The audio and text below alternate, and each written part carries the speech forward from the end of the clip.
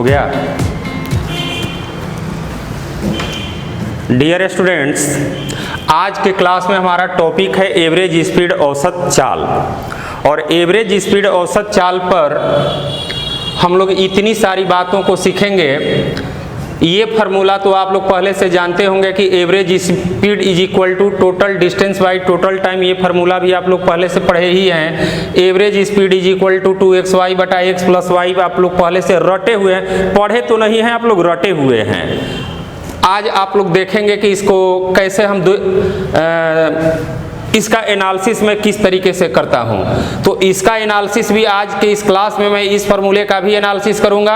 और ये भी फार्मूला आप लोग पहले से पढ़ते आए हैं, 3xyz बटा में xy plus y z plus z x, इस फार्मूले का भी एनालिसिस होगा। तो आज के क्लास में ये फार्मूला पहले से, ये तो हमारा बेसिक कॉन्सेप्ट है, बेसिक कॉन्सेप्ट को भी जानना जरूरी है। इसको भी आप लोग जानेंगे या पहले से जान भी रहे हैं। इस फार्मूले का हम लोग एनालिसिस करेंगे, इस फार्मूले का एनालिसिस करेंगे और इस पर हमारा रुद्रा कॉन्सेप्ट क्या कह रहा है इसको जानने का प्रयास करेंगे। और इसके बाद टाइप्स ऑफ क्वेश्चन मैंने बोर्ड पर लिख दिया है कि कितने टाइप का सवाल इस चैप्टर पर बन सकता है। 2 इक्वल डिस्टेंस बेस्ड क्वेश्चन को हम लोग जानेंगे, 3 इक्वल डिस्टेंस बेस्ड क्वेश्चन को जानेंगे, 4 इक्वल डिस्टेंस बेस्ड क्वेश्चन को जानेंगे, unequal distance in unequal time based question को हम लोग जानेंगे, परसेंट बेस्ड क्वेश्चन को जानेंगे, फ्रैक्शन बेस्ड क्वेश्चन को जानेंगे, alternate change in speed and time, इस टाइप के क्वेश्चन को हम लोग जानेंगे और कुछ मिसलेनियस क्वेश्चन को भी हम लोग जानेंगे। तो बच्चों, आज के क्लास में हमें एवरेज स्पीड के इस फार्मूले का भी एनालिसिस करना है, इस फार्मूले का और इस फार्मूले का भी एनालिसिस करना है। और इतने टाइप का क्वेश्चन मुझे तुम्हें पढ़ाना है, तो जाहिर सी बात है कि इतना सब कुछ पढ़ाने में तो टाइम लगेगा। और आज के क्लास में हमारी ये कोशिश होगी माय डियर स्टूडेंट्स कि इस क्लास को अटेंड करने के बाद आपको एवरेज स्पीड के लिए फिर कोई और दूसरा क्लास अटेंड करना न पड़े।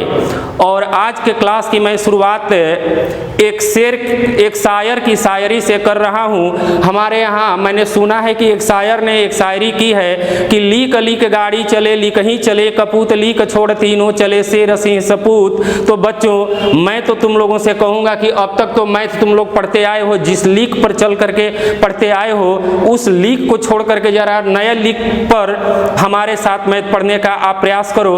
और इन सब सवालों का उत्तर देने के लिए जरा एक बार मेरे रुद्रा मेथड को जानो कि मेरा रुद्रा मेथड क्या है, कितना इजी है, कितना आसान है, कैसे ये फार्मूले का एनालिसिस करता है और सवालों का उत्तर देने में कितना सहायक है, और साथ ही मेरा कॉन्सेप्ट किस टाइप का है, इसको भी आज के क्लास में आप लोग जानो। जरा सा मेरे रुद्रा मेथड जब जैसन तब तैसन को जरा सा बोर्ड पर ला दीजिएगा, ताकि हमारे बच्चे भी हमारे रुद्रा मेथड जब जैसन तब तैसन को देख लें और ये लोग जान लें। बच्चों, यहाँ बोर्ड पर तुम लोग देख रहा होगा कि हमारा रुद्रा मेथड जब जैसन तब तैसन, इसमें 5 पार्ट हैं। पहला पार्ट है मेरा basic concept, that is Hanuman gear. हमने बेसिक कॉन्सेप्ट का नाम दिया है हनुमान गियर। ये हनुमान गियर इस सेंस में है कि जब सब गियर फेल कर जाएगा, सारा तौर तरीका फेल कर जाएगा, तो बेसिक कॉन्सेप्ट ही काम आता है। और मैं भी आज सवालों का उत्तर देने अपने बेसिक कॉन्सेप्ट का ही इस्तेमाल करूंगा।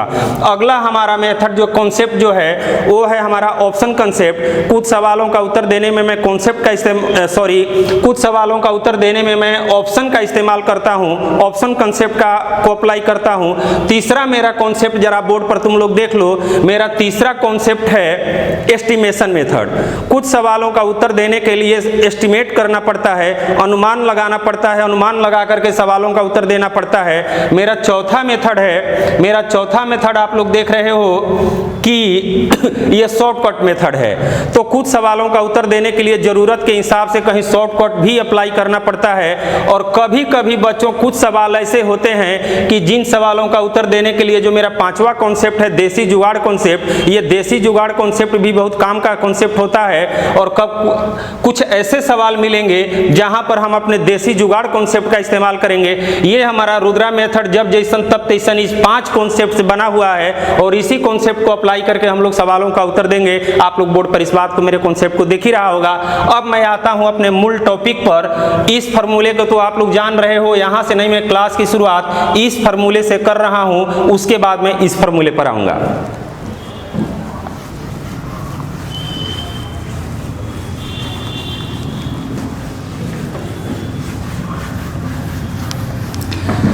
डियर स्टूडेंट्स, आप लोग अब तक ये पढ़ते आए हो कि आप लोग यही पढ़े हो कि एक लड़का जो है अपने घर से ये या प्लेस ए है, ये प्लेस बी है, प्लेस ए से प्लेस बी तक जाता है x के स्पीड से और b से फिर वापस a पर आता है y के स्पीड से, x स्पीड से ये जा रहा है और y के स्पीड से ये यहाँ पर फिर रिटर्निंग आ रहा है। और इस केस में आपको एवरेज स्पीड बताना होगा। a means average, average speed अगर बताना होता है तो आप लोग 2xy बटा x प्लस वाई, ये फार्मूला आप लोग रटते आए हो।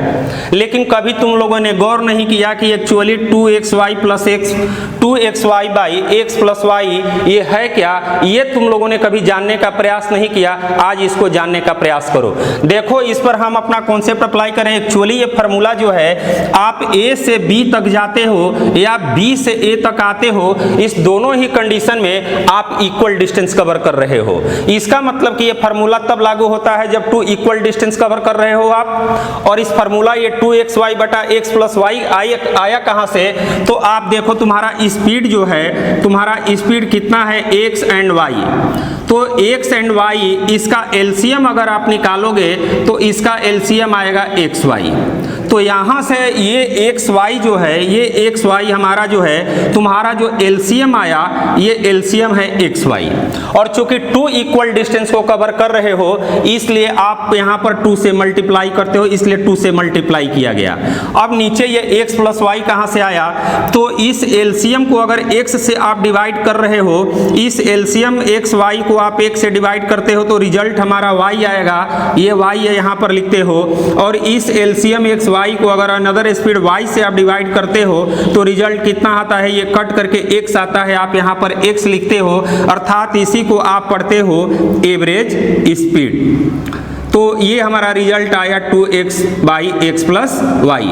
यहाँ से कंक्लूजन क्या निकलता है, यहाँ से कंक्लूजन ये निकल रहा है कि यदि इक्वल डिस्टेंस, 2 इक्वल डिस्टेंस जो है अगर अनइक्वल स्पीड से कवर किया गया होगा तो ऐसे सवालों का उत्तर देने के लिए हमें क्या करना होगा कि इन स्पीड का हम यहाँ पर एलसीएम निकाल लेंगे, इस स्पीड का, दोनों स्पीड का एलसीएम निकालेंगे।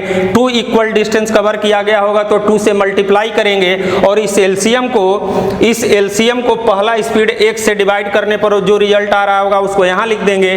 फिर इसी एलसीएम को xy से डिवाइड कर, एलसीएम को अनदर स्पीड y से डिवाइड करने पर जो रिजल्ट आ रहा होगा उसको यहाँ लिख देंगे। ये एक्चुअली इस फार्मूले का मीनिंग है। ये कॉन्सेप्ट 3 इक्वल डिस्टेंस वाले फार्मूले पर भी लागू होता है। जरा सा अब आप उसको देखो, जरा सा आप उसको देखो। यहाँ पर आप देखो कि 3 इक्वल डिस्टेंस के केस में, 3 इक्वल डिस्टेंस के केस में आप ये फार्मूला मान लो कि 3 इक्वल डिस्टेंस जो है x, y और z के स्पीड से कवर किया गया है, इस स्पीड से कवर किया गया है। तो इसका आप एलसीएम अगर आप निकालोगे, इसका एलसीएम निकालोगे तो इसका एलसीएम आएगा, इसका एलसीएम अगर आप निकालोगे तो एलसीएम कितना आएगा, x, y, z। अब इस एलसीएम को यहाँ पर आपने लिख दिया एलसीएम x, y, z। चूंकि 3 इक्वल डिस्टेंस कवर किया गया है इसलिए आपने इसको 3 से मल्टीप्लाई किया। अब आप क्या करोगे कि x, y, z हमारा जो ये एलसीएम है, x, y, z जो है एलसीएम है, इसको पहले स्पीड आप x से डिवाइड कर रहे हो तो रिजल्ट कितना मिलेगा, y, z। यहाँ मैंने लिखा y, z।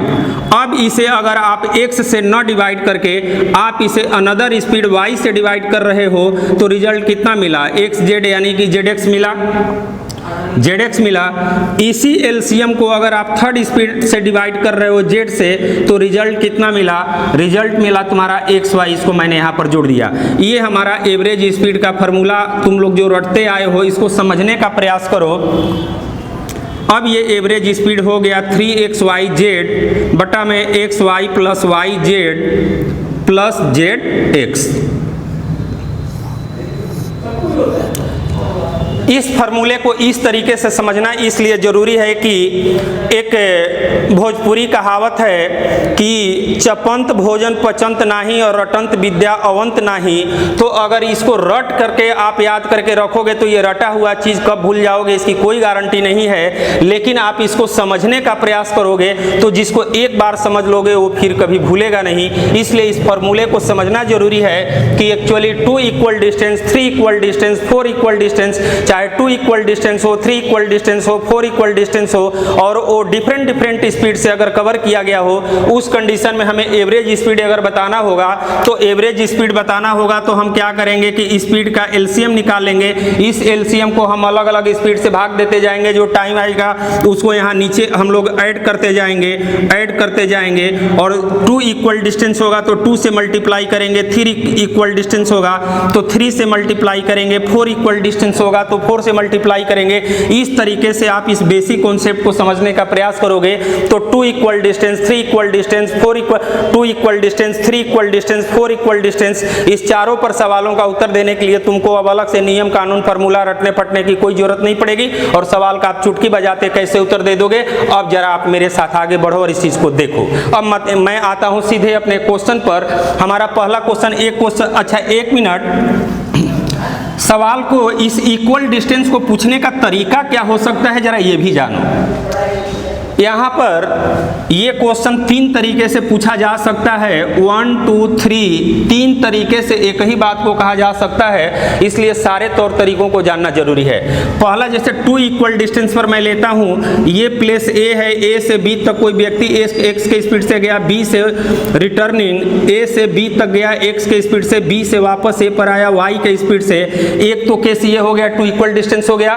दूसरा यहाँ पर केस बनता है कि जितना ये डिस्टेंस ए से बी तक कवर किया, सेम डिस्टेंस ये बैक में न जा करके इतना ही डिस्टेंस ये आप आगे की तरफ जा रहा है, यानी ए से बी तक जितना दूरी तय किया, बी से सी तक भी उतना ही दूरी आगे तय किया। ये दूरी एक्स के स्पीड से तय करा, ये वाई के स्पीड से तय कर रहा है। तो यहाँ भी ये पहले केस में था कि बैक में आया, यहाँ केस चेंज हुआ कि बैक में ना आकर के फॉरवर्ड गया, लेकिन केस तो वही है कि 2 इक्वल डिस्टेंस डिफरेंट स्पीड से कवर किया गया है। इसी बात को तीसरे तरीके से कहा जाता है कि कोई व्यक्ति आधी दूरी को x के स्पीड से, आधी दूरी x स्पीड से कवर कर रहा है और शेष दूरी y स्पीड से कवर कर रहा है। तो जरा तुम लोग अपना देसी बुद्धि लगाओ तो कि आधी दूरी अगर x के स्पीड से कवर किया है तो शेष बचा कितना? आधा ही तो बचा, शेष तो आधा ही बचा। तो आधा x से तय किया तो शेष आधा ही बचा और आधा y के स्पीड से कवर किया तो आधा और आधा तो आपस में बराबर होता है। यानी यहाँ पर फिर वही बात निकल करके आ गई कि 2 इक्वल डिस्टेंस है और इसको डिफरेंट स्पीड से कवर किया गया है। तो अब हम लोग इस कॉन्सेप्ट को ऐसे समझने का प्रयास करेंगे कि 2 equal distance, 3 equal distance, 4 equal distance अगर डिफरेंट स्पीड से कवर किया गया है तो सवालों का उत्तर कैसे देना है। अब हम लोगों के पढ़ने का नजरिया ये होगा। अब मैं आता हूं अपने क्वेश्चंस पर।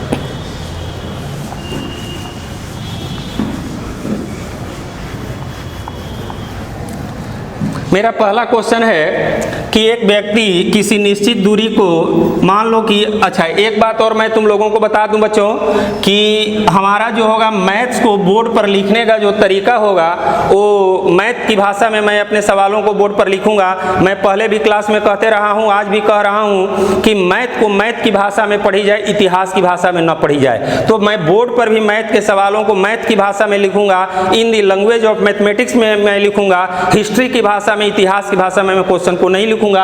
आप लोग भी समझने का प्रयास करना। This is the language of mathematics.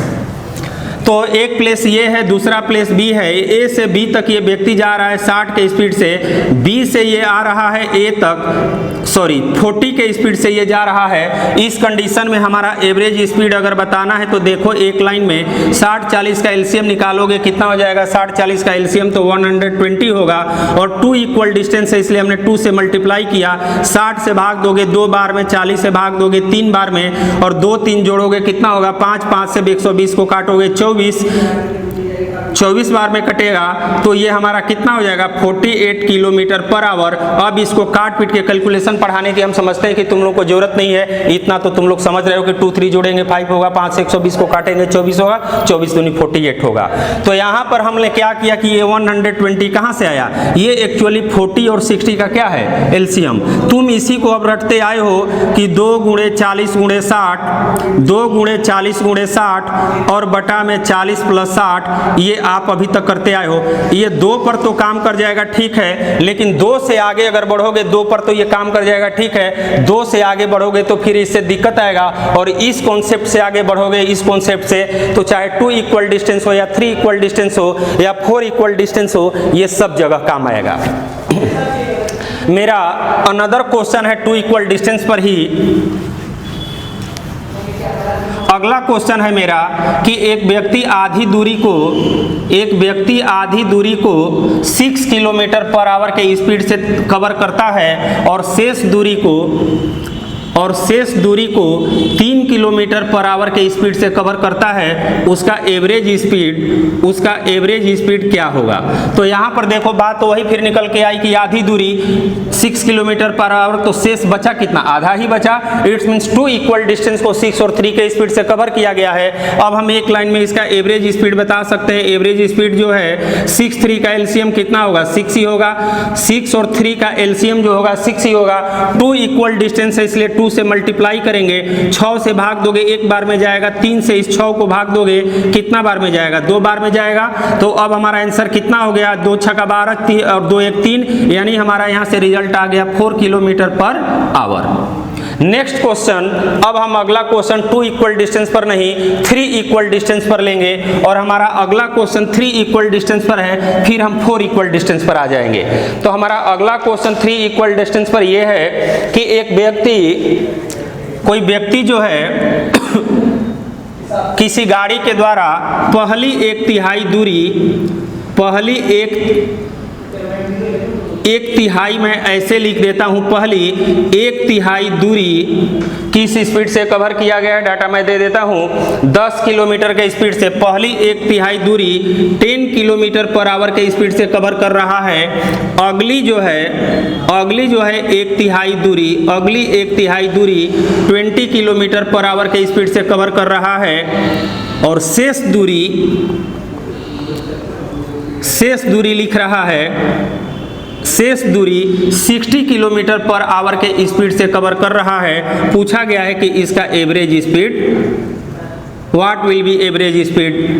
तो आप ये बताओ कि 1/3 कवर कर लिया, फिर 1/3 कवर कर लिया, तो 2/3 तो कवर हो गया, तो शेष बचा कितना, 1/3 ही बचा। लेकिन यहाँ पर डायरेक्टली नहीं कहा कि 1/3 डिस्टेंस, 1/3 दूरी, ये डायरेक्टली इस बात को नहीं कहा। यहाँ पर ये कहा कि शेष दूरी, शेष का मतलब अब तुम लोगों को निकालना था कि भाई 1/3 और 1/3 यानी 2/3 तो काउंट कर ही लिया, तो रिमेनिंग बचा कितना, रिमेनिंग 1/3 ही तो बचा, और 1/3 बचा और ये 60 के। तो यहाँ भी एक केस बन रहा है, ये केस बन रहा है कि 3 इक्वल डिस्टेंस 10, 20 और 60 किलोमीटर पर आवर के स्पीड से कवर किया जा रहा है। तो यहाँ भी 3 इक्वल डिस्टेंस को इस रेट से कवर किया जा रहा है। तो इस कंडीशन में एवरेज बताने के लिए, एवरेज स्पीड बताने के लिए हम लोग क्या करेंगे, 10, 20, 60 का एलसीएम लेंगे, कितना होगा 60। 3 इक्वल डिस्टेंस को कवर किया जा रहा है, इसलिए हम क्या करेंगे, चलो मैं पहले गुणा बाद में करता हूँ, पहले ये लिखता हूँ। 10 से 60 को भाग दोगे 6 बार में जाएगा, 20 से 60 को भाग दोगे 3 बार में जाएगा, 60 से 60 को भाग दोगे 1 बार में जाएगा, और चूंकि 3 इक्वल डिस्टेंस को कवर किया गया इसलिए 3 से इसको मल्टीप्लाई कर दोगे। अब ये बताओ 6 3 9 1 10, 10 से तो ये कट गया, आया आंसर कितना हम लोगों का। यहाँ से आप रिजल्ट निकालोगे तो कितना आ जाएगा, 6 3 9 1 10, 10 से 0 कटा 18, यानी हमारा एवरेज स्पीड आया कितना, 18 kilometre per hour. LCM method से चलोगे तो ये इतना वेरी सिंपल है, ऐसे सवाल का उत्तर दे सकते हो। अब मैं आता हूँ 4 इक्वल डिस्टेंस पर। देखो इस क्वेश्चन में कैलाश मानसरोवर का एक हंस है, इस क्वेश्चन में कैलाश मानसरोवर का एक हंस है। यहाँ तो ग्रामीण क्षेत्रों में तो हंस मिलेगा नहीं, हंस अब रेयर केस में ही कहीं अवेलेबल है, ये कैलाश मानसरोवर पर ही कभी कभी दिखता है, वो भी हरदम नहीं दिखता है। तो एक हंस जो है 400 किलोमीटर का डिस्टेंस कवर करता है। कुल टोटल मैं यहाँ लिखता हूँ, सब लोग समझेंगे। टोटल 400 किलोमीटर डिस्टेंस दूरी ये कवर करता है। ये टोटल 400 किलोमीटर का डिस्टेंस कवर करता है, लेकिन कंडीशन अप्लाई है कि ये पहली 100 किलोमीटर की दूरी किस स्पीड से है? 100 किलोमीटर के स्पीड से पहली 100 किलोमीटर की दूरी 100 किलोमीटर प्रति घंटा के चाल से इस स्पीड से ये कवर कर रहा है। अगली 100 किलोमीटर की ये दूरी जो है 200 किलोमीटर के स्पीड से कवर कर रहा है। फिर अगली जो है 100 किलोमीटर की दूरी ये 300 किलोमीटर पर आवर के स्पीड से कवर कर रहा है। और ये अंतिम 100 किलोमीटर की दूरी जो है ये 400 किलोमीटर पर आवर के स्पीड से कवर कर रहा है। अब आप लोग क्या करोगे कि आप लोग यहाँ से करोगे कि 100/100 करोगे, टाइमिंग निकालोगे, फिर 100/200 करोगे, टाइम निकालोगे, 100/200 करोगे, फिर 100/300 करोगे, यहाँ से टाइम निकालोगे, फिर 100/400 करोगे, यहाँ से टाइम निकालोगे, फिर टोटल टाइम को ऐड करोगे और तब आप करोगे कि total distance by total time. यानी आप कैलकुलेशन आप क्या करोगे वो मैं पहले बता देता हूँ। आप T1 निकालोगे कि T1 = 100 किलोमीटर की दूरी 100 के स्पीड से, तो 1 आवर हो गया। फिर आप T2 निकालोगे कि ये 1/2 आवर हो गया। इसको निकालोगे, T3 निकालोगे कि ये हमारा 1/3 आवर हो गया।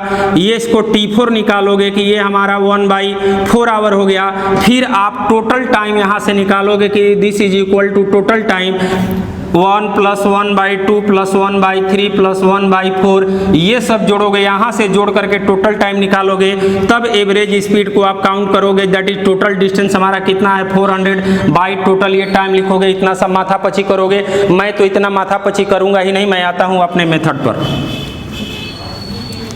तो यहाँ पर इस क्वेश्चन को देखने से हमें पता चल रहा है कि 4 इक्वल डिस्टेंस डिफरेंट रेट से कवर किया गया है। तो हम क्या करेंगे कि स्पीड का हम एलसीएम ले लेंगे। स्पीड का 100, 200, 300, 400 का एलसीएम लोगे तो कितना होगा? एलसीएम तो 1200 ही होगा। अब 1200 को तुमने 100 से भाग दिया, 12 बार में जाएगा। 200 से भाग दोगे कितना? 6 बार में जाएगा। 300 से भाग दोगे 4 बार में, 400 से भाग दोगे 3 बार में जाएगा। और चूंकि यहाँ 4 इक्वल डिस्टेंस को कवर किया गया है, इसलिए इसको हम 4 से मल्टीप्लाई कर देंगे। हमारा एवरेज स्पीड यहीं से काउंट हो जाएगा।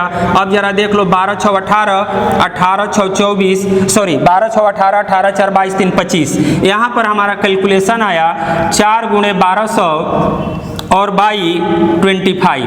अब 25 से 1200 को भाग देना है, तो पता नहीं तुम लोग कैसे भाग देते हो, ये तो आप जानो। लेकिन मैं यहाँ पर एक देसी जुगाड़ लगाता हूँ कि हम ये जानते हैं कि 100 को अगर 25 से भाग देंगे तो ये 4 बार में जाएगा।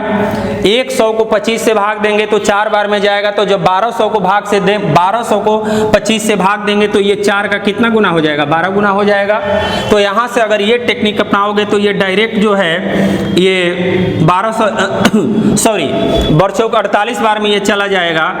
100 को 25 से भाग देते हो तो 4 बार में जाएगा। तो 1200 को अगर 25 से भाग दोगे तो 4 का 12 गुना, यानी कितना बार में जाएगा? 48 बार में जाएगा। 48 को 4 से आप गुना करोगे 192 किलोमीटर पर आवर हो जाएगा। यानी रियल स्पीड हमारा 192 हो गया। इतना तो टाइम लग गया मुझे तुमको समझाने में। अगर तुमको समझाना नहीं होता तो ये कब का बरबली उंगली पर जोड़ करके सवाल हो गया होता।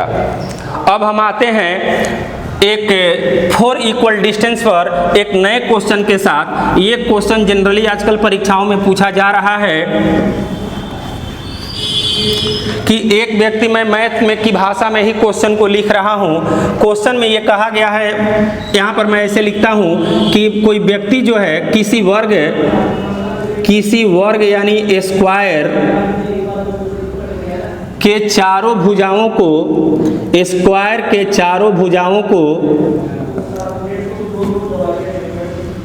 क्रमशः x2, x3, x4x के चाल से तय किया गया है। एवरेज स्पीड क्या होगा? एवरेज स्पीड क्या होगा। तो डियर स्टूडेंट्स, आप लोग ये जानते हो कि अगर ये स्क्वायर है तो स्क्वायर में तो चारों भुजाओं की लंबाई तो बराबर होती है, ये चारों भुजाओं की लंबाई बराबर होती है और इसको x, 2x, 3x और 4x के स्पीड से कवर किया गया है। तो यहाँ पर भी केस वही बन रहा है कि 4 इक्वल डिस्टेंस डिफरेंट स्पीड से कवर किया गया है। तो यहाँ भी अगर एक लाइन में हमको अगर एवरेज स्पीड बताना होगा अपने कॉन्सेप्ट से, x, 2x, 3x और 4x का एलसीएम लोगे तो कितना आएगा। एलसीएम तो इसका 12x आएगा, सॉरी ये 12x, 12x आएगा। x से इसको भाग दोगे 12 बार में जाएगा, 2x से दोगे तो 6 बार में जाएगा, 12x होगा, 12x होगा। और x से भाग दिया 12 बार में गया, 2x से भाग दोगे तो 6 बार में जाएगा, 3x से भाग दोगे तो ये 4 बार में जाएगा और 4 से दोगे तो 4x से तो 3 बार में जाएगा। और ये यहाँ पर 4 इक्वल डिस्टेंस कवर किया गया है, ये 4 इक्वल डिस्टेंस कवर किया गया है, इसलिए इस एलसीएम को हमें किससे मल्टीप्लाई करना होगा, 4 से मल्टीप्लाई करना होगा। अब ये केस कितना हो गया, 48x और ये नीचे जोड़ोगे बार 6, ये तो 25 हो गया। अब 48 में 25 का भाग देना तो तुम लोगों को आता है, मैं समझ रहा हूँ कि टीचर को ये कैलकुलेशन पढ़ाने की ज़रूरत नहीं है। वैसे मैं यहाँ पर आंसर लिख दे रहा हूँ कि अगर भाग दोगे 48 में 25 से तो ये आएगा 1.92, x आएगा 1.92 x किलोमीटर पर आवर, या यूनिट नहीं दिया है, मैं भी यूनिट छोड़ देता हूँ। तो आपने देखा कि हमारा कॉन्सेप्ट की एलसीएम के सहारे मैं आगे बढ़ रहा हूँ, तो 2 equal distance, 3 equal distance, 4 equal distance, सब पर ये काम कर रहा है। बेहतर है इसी बात को आप समझो। अब हम अपने अगले क्वेश्चन पर आते हैं, अगले टाइप पर।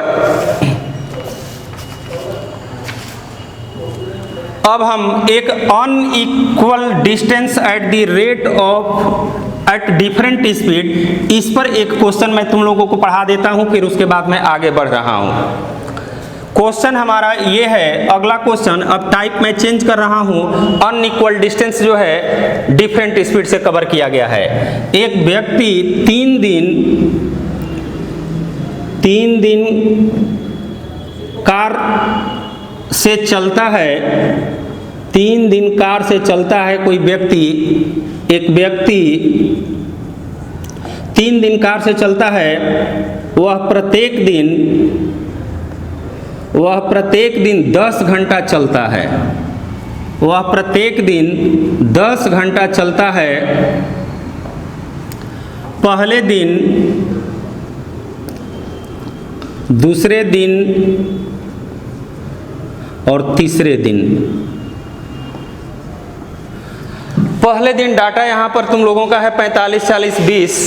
पहले दिन ये चल रहा है 45 किलोमीटर पर आवर के स्पीड से चल रहा है, दूसरे दिन ये चल रहा है 40 किलोमीटर पर आवर के स्पीड से चल रहा है, और तीसरे दिन ये चल रहा है कितना, 20 किलोमीटर पर आवर के स्पीड से चल रहा है। हमसे पूछा गया है कि एवरेज स्पीड क्या होगा।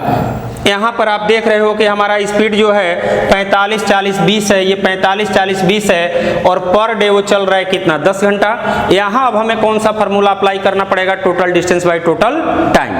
तो आप यहाँ पर देखो कि हमारा एवरेज स्पीड अगर हमें बताना है, एक लाइन में ही मैं कैलकुलेशन लिखता हूँ कि पहला दिन अगर चला 45 के चाल से और 10 घंटा चला तो कितना दूर चला, 450 चला। दूसरा दिन 40 के चाल से 10 घंटा चला तो कितना दूरी चला, 400 किलोमीटर चला। और आखिरी दिन 20 के चाल से 10 घंटा चला तो कितना देर चला, 200 किलोमीटर चला। और टोटल टाइम कितना हुआ, पर डे 10 घंटा चल रहा है तो 3 दिन में कितना घंटा चला होगा, 30 घंटा चला होगा। अब ये कैलकुलेशन तो आप लोग कर सकते हो, कितना हो गया, 4, 4, 8, 2, 10, 1050 हो गया। ये 1050 होल बाई 3, 105 को 3 से भाग देते हो तो 35 होता है, 350 kilometre per hour. This will be answer. ये हमारा जो था, ये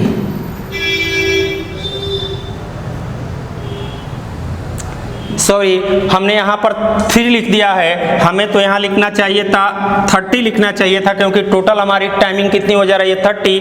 0 से 0 कट गया, ये 0 यहाँ पर कट गया, हमारा रिजल्ट कितना आ रहा है 35 किलोमीटर पर आवर, यानी कि उसका एवरेज स्पीड कितना होगा 35 किलोमीटर पर आवर। यहाँ पर इस केस में हम लोगों ने देखा कि डिस्टेंस भी हमारा डिफरेंट है और स्पीड भी हमारा डिफरेंट है। पहले दिन इतना किलोमीटर, दूसरे दिन इतना किलोमीटर, तीसरे दिन इतना किलोमीटर, तो डिफरेंट डिस्टेंस भी है और स्पीड भी डिफरेंट है। इस कंडीशन में हमें वो पहला फार्मूला लगाना पड़ेगा, total distance by total time. अब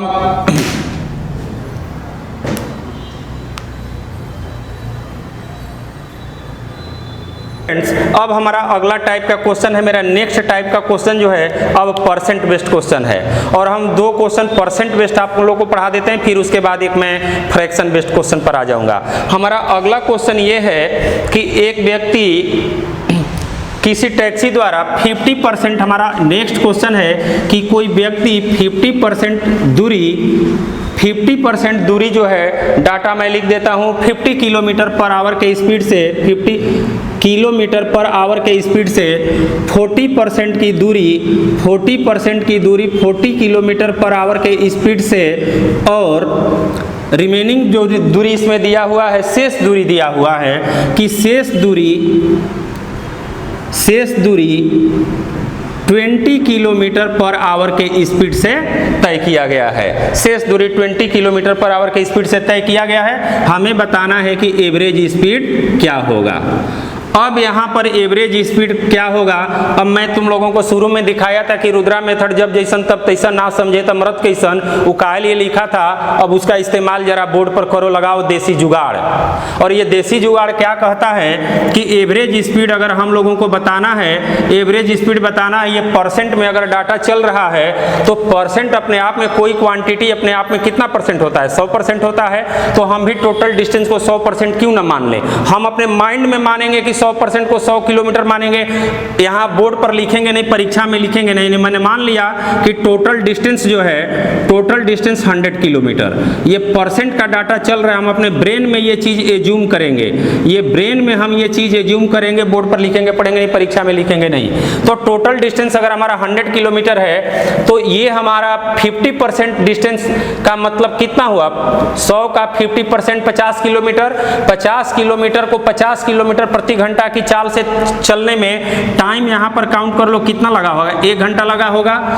40% दूरी जो है, 40% दूरी को 40 किलोमीटर पर आवर के स्पीड से, तो 100 किलोमीटर का 40% कितना होगा, 40 किलोमीटर। और 40 किलोमीटर को 40 के डिस्टेंस से अगर कवर करेंगे तो भी हमारा नेक्स्ट टाइम कितना लगेगा, ये हमारा T1 है, T2 कितना लगेगा, 1 घंटा।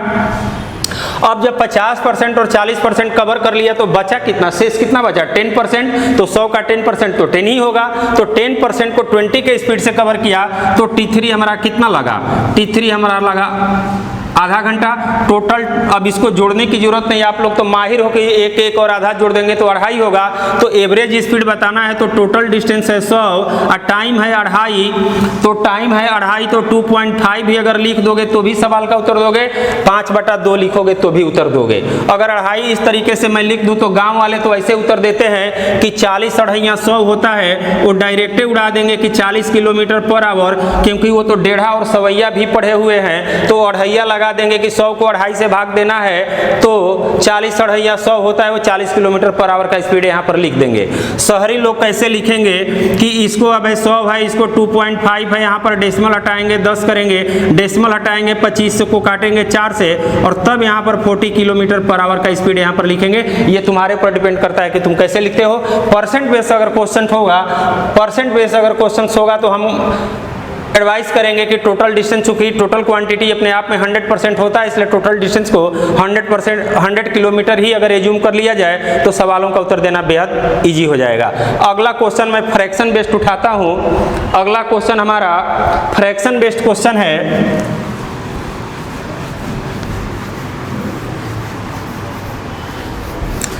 मेरा नेक्स्ट क्वेश्चन है कि एक मालगाड़ी जो है हावड़ा से दिल्ली जा रही है, हावड़ा से दिल्ली जा रही एक मालगाड़ी अपनी यात्रा की कुल यात्रा का 1/5 भाग ये हावड़ा है, और हावड़ा से ये जा रही है दिल्ली, हावड़ा से दिल्ली जा रही है, कहाँ जा रही है, मालगाड़ी। ये मालगाड़ी हावड़ा से दिल्ली जा रही है, टोटल डिस्टेंस का 1/5 भाग, टोटल डिस्टेंस का 1/5 भाग ये किस स्पीड से कवर कर रही है, ये कवर कर रही है 8 किलोमीटर पर आवर के स्पीड से। अगला डाटा हमारा है कि 1/10 पार्ट यानी 1/10 भाग ये कवर कर रही है, 1/10 भाग ये कवर कर रही है किस स्पीड से? 25 किलोमीटर पर आवर के स्पीड से, 25 किलोमीटर पर आवर के स्पीड से। और यहाँ पर अब कहा गया है कि रिमेनिंग पार्ट जो है, शेष भाग कहा गया है कि शेष भाग जो है ये कवर कर रही है किस 20 किलोमीटर पर आवर के स्पीड से, 20 किलोमीटर पर आवर के स्पीड से। हम लोगों से पूछा गया है कि एवरेज स्पीड क्या होगा, ये हम लोगों से पूछा गया है। तो अब यहाँ पर देखो ये 1/5 है, 1/10 है, शेष है। आप इस पर फ्रैक्शन का कॉन्सेप्ट लगाओगे, 10 गो किताब 10 गो राइटर का पढ़ा होगा, उसमें क्या क्या मेथड अप्लाई करोगे ये तो तुम जानो, मैं उस सब पछड़े में पढ़ने वाला नहीं हूँ। मैं एक सीधा रास्ता तुमको बता रहा हूँ। क्यों न इस फ्रैक्शनल पार्ट को मैं परसेंट में कन्वर्ट कर दूं। तो 1/5 को अगर आप परसेंट में कन्वर्ट करोगे, मुझे तो आता है, तुम्हारे लिए मैं बता देता हूं कितना हो जाएगा, 20% हो जाएगा। इसका मतलब कि ये 20% भाग जो है 8 किलोमीटर के स्पीड से चल रहा है। 1/10 को अगर आप करोगे तो ये कितना हो जाएगा, 10% हो जाएगा। 10% 25 के स्पीड से चल रहा है और 20 और 10 यानी 30% जब कवर कर लिया तो रिमेनिंग डिस्टेंस बचा कितना, रिमेनिंग डिस्टेंस बचा कितना, 70% ही तो बचा। अब इस 70% डिस्टेंस को ये तय कर रहा है किस चाल से, 20 के चाल से। तो यहाँ भी डाटा अगर हमारा परसेंट में कन्वर्ट हो गया, तो डाटा परसेंट में कन्वर्ट हो गया तो हम कुल दूरी को अपने मन में ये एज्यूम कर लेंगे कि कुल दूरी हमारी 100 किलोमीटर है। ये मैं लिखेंगे नहीं, ये तो हम अपने मन में ही सोच लेंगे, एज्यूम कर लेंगे। टोटल डिस्टेंस 100 किलोमीटर है, तो 100 किलोमीटर है तो उसका 20% कितना होगा, टाइम जरा यानी देख लो कि पहला टाइम कितना होगा। 100 किलोमीटर का 20% तो 20 किलोमीटर होगा, और 20 किलोमीटर को 8 किलोमीटर प्रति घंटे की चाल से चलोगे तो मारोगे, एक देसी बुद्धि लगाओगे, 8 अढ़ैया 20 होता है। तो पहला टाइम तो हमारा लोगों का हो जाएगा, हम लोगों का 2.5 घंटा हो जाएगा। अब तुम लोगों को कैलकुलेशन नहीं आता है तो 20/8 करोगे और काट करके तब आप 2.5 आवर आप लिखना। लेकिन हमें तो अढ़ैया और सवैया भी आता है, बचपन में हमने पढ़ा है, मैं उसका भी इस्तेमाल कर लेता हूँ कि 20 किलोमीटर की दूरी 8 के चाल से अगर तय कर रही है, इसका मतलब कि 8 अढ़ैया 20 होता है, टाइम 2.5 घंटा लगेगा। ये 10 किलोमीटर की दूरी, 100 किलोमीटर टोटल डिस्टेंस है तो 10% जो होगा 10 किलोमीटर होगा। 10 किलोमीटर की दूरी जो है 25 किलोमीटर प्रति घंटा की चाल से चल रहा है, तो यहाँ पर हमारा टाइम कितना हो जाएगा, ये T2 हमारा हो जाएगा 10/25। तो 10/25 तो ये कितना हो जाएगा, 0.4 आवर हो जाएगा। देखो 10 को अगर 25 से भाग दोगे, 10 को अगर 25 से भाग दोगे तो भाग तो लगेगा नहीं, तो आप ऐसे भी कर सकते हो, 2/5 5 से काट दिया, 2/5 यहाँ से भी ला सकते हो। मैं तो ऐसे ही लिख दिया 0.4 आवर हो जाएगा। तो इतना आवर हो गया। नेक्स्ट हमारा 70% है और 70% को 20 के चाल से तय किया गया है, तो T3 हमारा कितना हो जाएगा, 70 को 20 से भाग दोगे तो ये तो 3.5 घंटा हो जाएगा।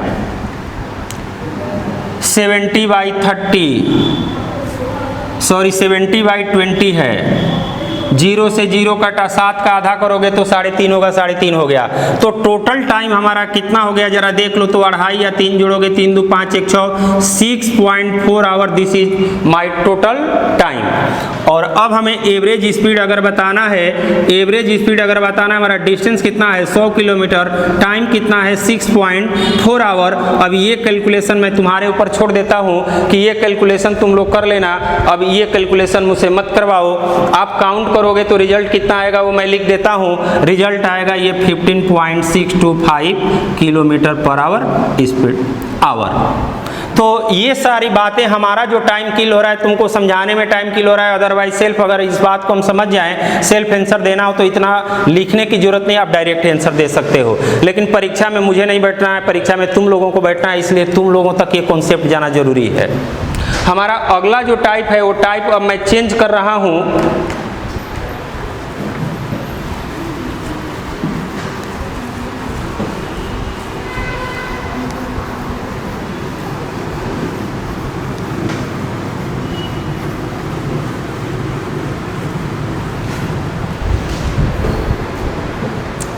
एक व्यक्ति जो है हमारा क्वेश्चन है, पहले मैं वेरिएबल में लिखूंगा, फिर वेरिएबल में क्वेश्चन को दे रहा हूं, फिर उसके बाद मैं इसको वेरिएबल के जगह पर कोई नंबर या डिजिट भी दे दूंगा। क्वेश्चन हमारा है कि कोई व्यक्ति, एक आदमी 1 किलोमीटर की दूरी y किलोमीटर पर आवर के स्पीड से कवर कर रहा है तथा y किलोमीटर की दूरी x किलोमीटर पर आवर के स्पीड से कवर कर रहा है, उसका एवरेज स्पीड क्या होगा। ये तुम लोगों को बताना है कि इसका एवरेज स्पीड क्या होगा।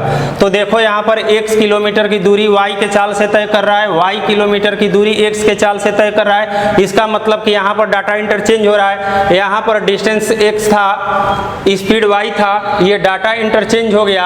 अब यहाँ पर डिस्टेंस हमारा y हो गया, स्पीड हमारा x हो गया। इसका मतलब कि हमारा डिस्टेंस और स्पीड ये दोनों हमारा जो है अल्टरनेट हो रहा है, चेंज हो रहा है। तो इस सवाल में एवरेज स्पीड अगर बताना है तो यहाँ पर तुम लोगों को मैं एक अपना मेथड यहाँ पर दे देता हूँ, ज़्यादा माथापची करके तुम्हारा टाइम खराब नहीं करूँगा। आम खाने से मतलब रखो, पेड़ गिनने से कोई फायदा नहीं है। मैंने कहा ही था कि हमारा रुद्रा मेथड जब जैसन तब तैसन सारी विद्याओं को अपने साथ ले करके चलता है। कहीं शॉर्टकट भी लगाता है, शॉर्टकट भी लगा देता है, कहीं देसी ट्रिक भी लगाता है। यहाँ पर हम एक शॉर्टकट रास्ते का इस्तेमाल करेंगे और मेरा ये शॉर्टकट रास्ता ये है कि एवरेज स्पीड अगर हमें बताना है, तो ये x और y दोनों को आपस में जोड़ दो, x और y को आपस में जोड़ दो और फिर x और y को ही आपस में गुणा कर दो। x y को जोड़ दो, x y को आपस में गुणा कर दो और नीचे दोनों का स्क्वायर करके जोड़ दो। दोनों को आपस में एक बार जोड़ो, दोनों को आपस में एक बार गुणा करो और नीचे दोनों के स्क्वायर को आपस में जोड़ दो, स्क्वायर को आपस में जोड़ दो। This will be your average speed. इतना सिंपल तरीके से आप एवरेज स्पीड निकाल सकते हो। अब मैं यहाँ पर जो वेरिएबल लिखा था उस वेरिएबल के जगह पर मैं तुम लोगों को अब एक नंबर दे रहा हूँ। ये हमारा अब यहाँ पर आगे नंबर है कि एक व्यक्ति 10 किलोमीटर की दूरी 12 किलोमीटर प्रति घंटे की चाल से चलता है और 12 किलोमीटर की दूरी 10 किलोमीटर प्रति घंटे की चाल से चल रहा है। एवरेज स्पीड क्या होगा। डियर स्टूडेंट, इतना सब पढ़ाने और बताने के बाद अब तो चुटकी बजाते आप आंसर दे सकते हो कि एवरेज स्पीड अब बताना है तो 12 और 10 जोड़ोगे कितना होगा 22, 12 और 10 को गुणा करोगे कितना होगा 120 और 12 का स्क्वायर 100 और 12 का स्क्वायर 144 और 10 का स्क्वायर कितना होता है 100। 144 और 100 जोड़ोगे तो कितना हो जाएगा 244। मुझसे ये कैलकुलेशन मत पढ़ो, ये कैलकुलेशन तो आप खुद ही कर लोगे, और कैलकुलेशन करोगे तो रिजल्ट आएगा 10.8। मैं चाहता हूं कि ये कैलकुलेशन पढ़ा करके तुम्हारा टाइम किल न करूं। अब ये कैलकुलेशन तो आप लोग कर लोगे। ऐसे आप चाहो तो मैं लिख देता हूं बोर्ड पर, या आप ही कर लो तो ज़्यादा बेहतर। इसी बहाने कम से कम तुम्हारा कैलकुलेशन भी तो कुछ ठीक हो जाएगा।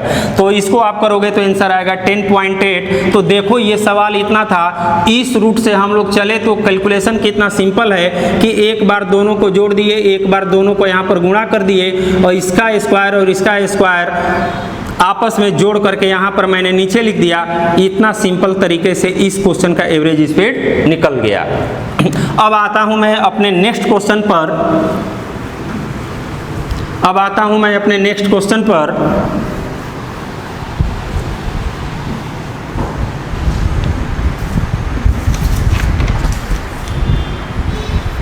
और बच्चों अगला क्वेश्चन पढ़ाने से पहले चलो क्वेश्चन पहले लिख देता हूँ। क्वेश्चन हमारा ये कि एक रेलगाड़ी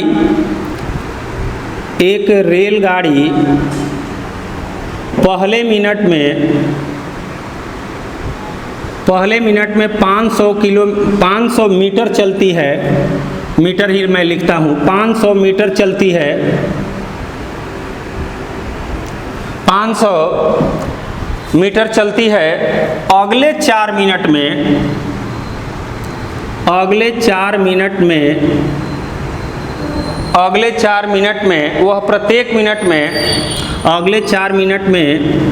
वह प्रत्येक मिनट में पहले मिनट से 125 किलोमीटर सॉरी किलोमीटर नहीं 125 मीटर अधिक दूरी तय करती है।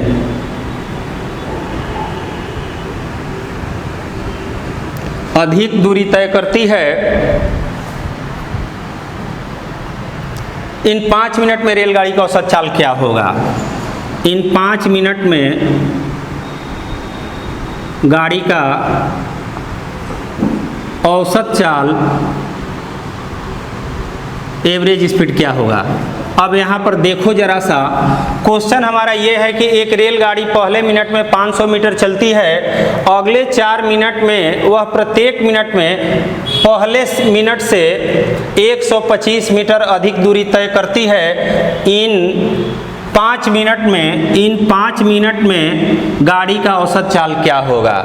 आप सवाल का कैसे उत्तर दोगे ये आप जानो। हमारा रुद्रा मेथड देसी जुगाड़ मेथड, अब यहाँ पर ऐसे सवाल पर मैं देसी जुगाड़ कॉन्सेप्ट को अप्लाई करता हूँ और ये देसी जुगाड़ आंसर देने में कितना सक्षम है। अब देखो, पहले मिनट में वो 500 चला, इसका मतलब कि अगले में 125 अधिक चला होगा, 625 चला होगा। इसमें आप जोड़ोगे तो कितना हो जाएगा? 750 हो जाएगा। 750 में 125 जोड़ोगे 875 हो जाएगा। इसमें जोड़ोगे तो ये 900 मीटर होगा।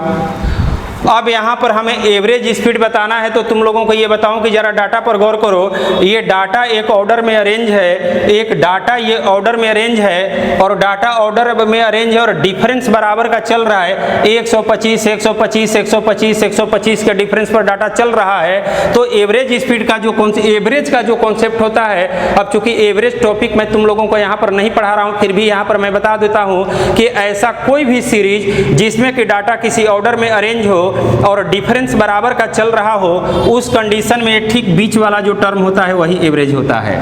ये ठीक बीच वाला जो टर्म होता है वही एवरेज होता है। अब इस लॉजिक को अगर हम लोग जान रहे हैं देसी जुगाड़ को, तो हम तो बिना कैलकुलेशन के डायरेक्ट आंसर देंगे कि average speed is equal to 750 metre, और यहाँ मिनट में चल रहा है, तो प्रति मिनट हमारा आंसर क्या होगा? इतना प्रति मिनट। अब मान लो कि तुम परीक्षा में बैठे हुए हो और तुम्हारा ऑप्शन वहां दिया हुआ है किलोमीटर पर आवर में। यहाँ तो तुम्हारा आंसर आ रहा है मीटर प्रति मिनट में, क्योंकि डिस्टेंस हमारा मीटर में है, टाइम हमारा यहाँ मिनट में है, तो हमारा आंसर तो मीटर प्रति मिनट में आएगा। और तुम परीक्षा में बैठे हो, वहाँ ऑप्शन है किलोमीटर पर आवर में, तो इसको किलोमीटर पर आवर में कैसे कन्वर्ट करोगे ये रास्ता मैं बता देता हूँ। 750 मीटर तो है, प्रति मिनट का मतलब कि ये 1 मिनट में, 1 मिनट का मतलब कि ये 60 सेकंड में, और 60 सेकंड में अगर इतना चल रहा है तो 1 सेकंड में कितना चलेगा? इतना चलेगा। तो अब 1 सेकंड में इतना, इसका मतलब कि ये हमारा अगर देना होता हमें आंसर मीटर पर सेकंड में देना होता, तो ये हमारा मीटर पर सेकंड हो जाता। तो ये तो हमारा कितना, तुम काटोगे तो 3 दूनी 6 और 3 से इसको काट दोगे तो कितना होगा? 25/2 यानी कि 12.5 मीटर पर सेकंड हो जाएगा। अगर इस डाटा को हमें किलोमीटर पर आवर में अगर कन्वर्ट करना होता, तो ये हमारा 750 मीटर पर मिनट जो था, इसको हम 60 से भाग दे दिए, मीटर पर सेकंड हो गया। किलोमीटर पर आवर में कन्वर्ट करना होता 18/5 से, अगर इसे हम मल्टीप्लाई कर देंगे, 18/5 से मल्टीप्लाई कर देंगे तो ये किलोमीटर पर आवर में आ जाएगा। 0 से आप इसको काट दोगे तो ये कितना हो गया? 36 18, 5 से काट दिया 15, ये डाटा हमारा कितना हो गया? 45 किलोमीटर पर आवर। मेरा एडवाइस है कि परीक्षा में जब सवालों का उत्तर दो तो ऑप्शन को देखो, ऑप्शन पर यूनिट क्या है, इस यूनिट पर भी जरा गौर करते चलो तुम लोग, यही तुम लोग गलती करते हो। अगला हमारा क्वेश्चन ये है, इस क्वेश्चन को भी मुझसे पढ़ना तुम लोगों का जरूरी है, क्योंकि तुम लोग फिर यूनिट पर गौर नहीं करोगे और इधर का उधर कन्वर्ट करोगे, तो जरा सा यूनिट वाले सवाल को भी पढ़ना मुझसे तुमको जरूरी है, एक बार मुझसे पढ़ लो। मेरा अगला क्वेश्चन है कि एक ट्रेन पहले 10 मिनट में, एक गाड़ी है, ये पहले 10 मिनट में 35 किलोमीटर प्रति घंटा की चाल से चलती है, 35 किलोमीटर पर आवर की चाल से चलती है। अगले 5 मिनट में अगले 5 मिनट में ये चलती है कैसे, 20 किलोमीटर प्रति घंटे की चाल से चलती है, 20 किलोमीटर प्रति घंटे की चाल से चलती है। कहा गया है कि इन 15 मिनट में गाड़ी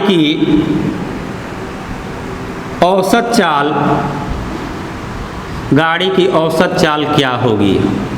ये क्वेश्चन हमने बोर्ड पर क्यों उठाया, इसको जानना जरूरी है। अब तुम लोग करोगे क्या परीक्षा हॉल में कि यहाँ टाइम मिनट में दिया हुआ है, यहाँ स्पीड जो है किलोमीटर पर आवर में दिया हुआ है, तो या तो फिर आप इसको जो है सेकंड में कन्वर्ट करोगे, इसको मीटर पर सेकंड में कन्वर्ट करोगे, यूनिट को कन्वर्ट करने वगैरह में आप लोग पढ़ोगे और आपका आंसर गलत आएगा।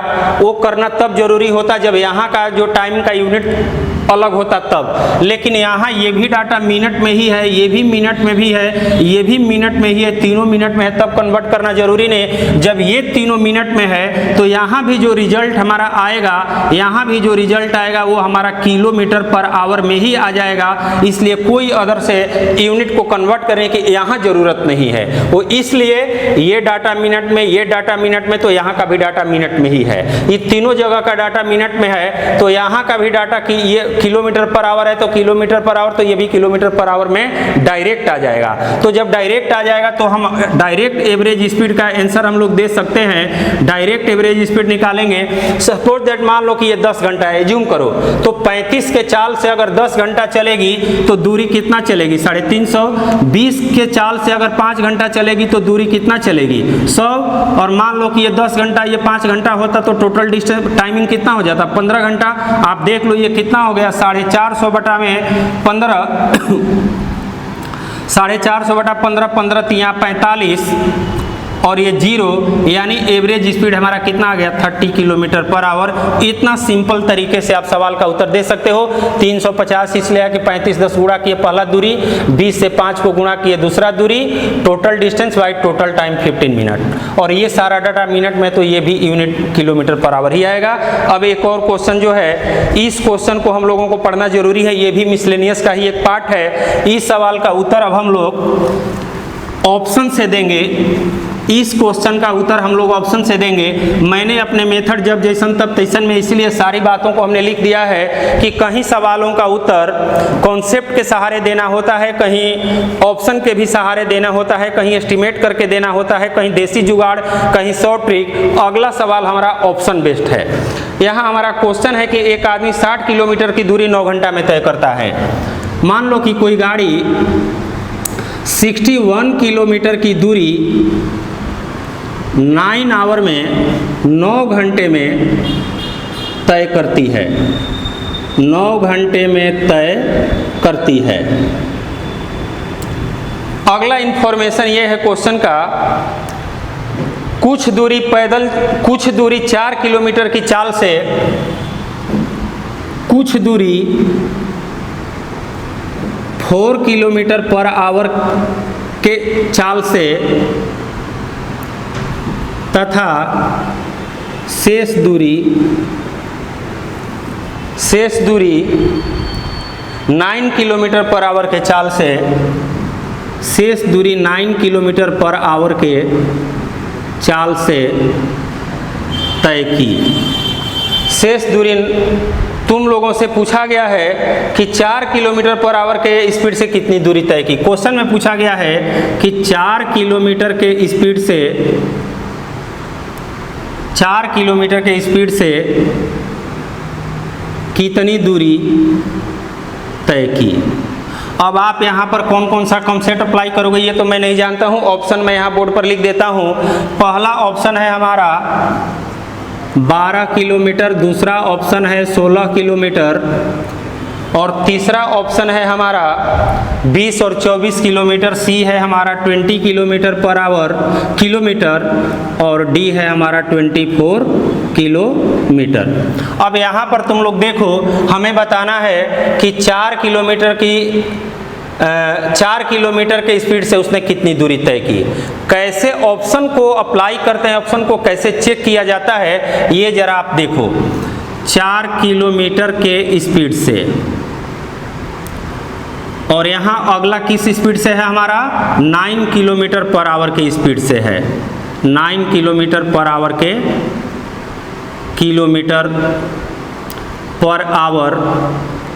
आवर के स्पीड से। पहला ऑप्शन अगर हम लेते हैं 12 किलोमीटर, मान लो कि इस स्पीड से अगर 12 किलोमीटर चलती है तो इस स्पीड से कितना चलेगी, इस स्पीड से 61 में 12 घटाओगे, 61 में 12 घटाओगे तो घटा करके आप देखो कितना आएगा, 61 में 12 घटाओगे तो कितना 49 आ जाएगा। तो 49 जो है 9 से डिविजिबल होना चाहिए, लेकिन 49 is not divisible by 9, data इतना उटपटांग आएगा, ये कंडीशन को सेटिस्फाइड नहीं करेगा। 12 तुम्हारा ऐसे ही रिजेक्ट हो गया। तो 12 जब ये रिजेक्ट हो गया तो अगला आते हैं 16 पर।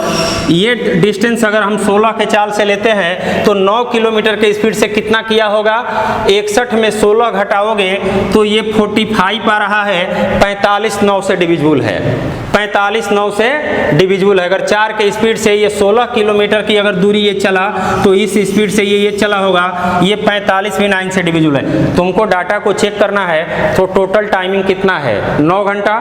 तो 9 घंटा पहले तो यहीं से पता चल गया था कि पहला वाला डाटा जो है 9 से डिविजिबल नहीं था, मैंने रिजेक्ट यहीं से कर दिया था। अब ये डाटा जो है 9 से डिविजिबल है, मैं इस पर जरा अब इसको चेक कर रहा हूँ कि 9 घंटा आ रहा है कि नहीं।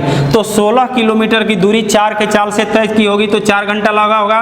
45 किलोमीटर की दूरी 9 के स्पीड से चली होगी तो 5 घंटा लगा होगा। 4 घंटा 5 घंटा जोड़ देंगे तो 9 घंटा हो जाएगा। डाटा को सेटिस्फाइड कर रहा है, यानी 4 किलोमीटर की दूरी को किस स्पीड से तय की होगी, 16 किलोमीटर पर आवर के स्पीड से तय की होगी। तो इस टाइप के क्वेश्चन को या इस क्वेश्चन को हमें बनाना होगा तो ऑप्शन से ही हम बना लेंगे, मैथ के दूसरे नियम के चक्कर में पढ़ने हम नहीं जाएंगे।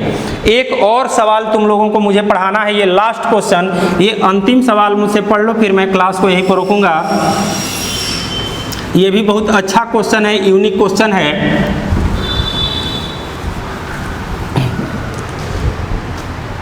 ये हमारा आखिरी क्वेश्चन है। एक व्यक्ति कोई मैन है, आदमी है, 20 किलोमीटर प्रति घंटा की चाल से 20 किलोमीटर प्रति घंटा की चाल से 40 किलोमीटर की दूरी तय करता है। डाटा है कि 20 किलोमीटर की चाल से 40 किलोमीटर की दूरी तय करता है। पूछा गया है कि वह अगला 40 किलोमीटर किस चाल से, अगला 40 किलोमीटर किस चाल से चले कि उसकी औसत चाल कितना हो जाए, उसकी औसत चाल 30 किलोमीटर प्रति घंटा हो जाए, उसकी औसत चाल 30 किलोमीटर प्रति घंटा हो जाए। यहाँ पर अब देखो देसी जुगाड़ मेथड, देसी जुगाड़ कॉन्सेप्ट को जरा सा यहाँ पर देखो। अब 40 किलोमीटर यहाँ चला, 40 किलोमीटर यहाँ चला और 30 किलोमीटर पर आवर अगर उसका औसत चाल है तो उसका टोटल टाइम कितना हो जाएगा। यहाँ से आप ये जुगाड़ लगा लो कि टोटल टाइम जो होगा, इसका total distance 80 kilometre, average speed कितना है, उसका औसत चाल 30 है, तो टोटल टाइम 80/30 यानी 8/3 घंटा हो जाएगा। 8/3 का मतलब 3 दूनी 6, 2.2/3 घंटा हो जाएगा। यहाँ से आप ये जुगाड़ लगा सकते हो। अब पहला कंडीशन ये था कि 20 किलोमीटर के चाल से 40 किलोमीटर की दूरी तय किया है, तो 20 किलोमीटर की चाल से 40 किलोमीटर की दूरी तय किया है, तो 20 किलोमीटर की चाल से 40 किलोमीटर चलने में इसको कितना टाइम लगा होगा, 2 घंटा लगा होगा।